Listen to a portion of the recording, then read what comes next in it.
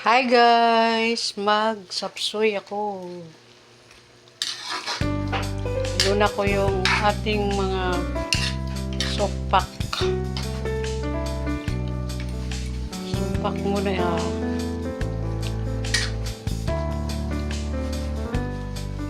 May sapsoy version. Aking mga gulay. Gamay nga cauliflower. Carrots and sayote and pichay dahon.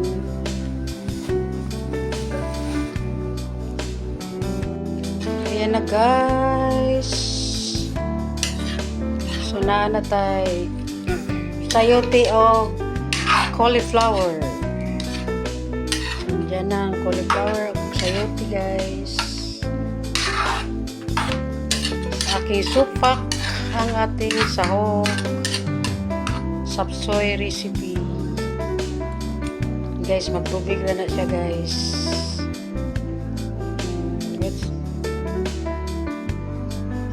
Itong supak na ang atong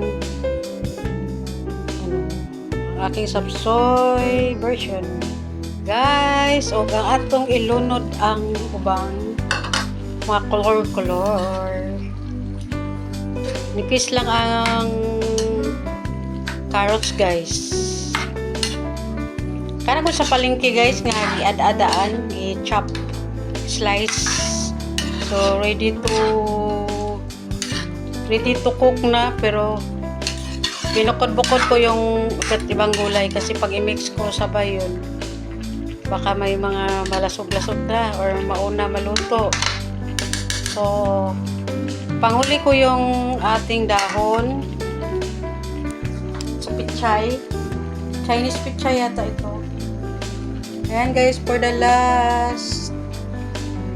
So, lagyan ko konting siguro cornstarch para malapot-lapot. Ito na ang ating chop suey recipe sa hapong ito. Ayan na, may sabaw. Medyo masabaw ang aking recipe for dinner. Ayan na. So, lagyan ko ito ng oyster sauce later. Saka konting cornstarch. May sapsoy recipe. Balik kusina ulit si Plantita. Pasyal din kayo sa aking YouTube channel guys. Plantita Tits Vlogs. Meron tayo sa TikTok, Manangwena. Ang ating FB account, Rowena Mapakarion.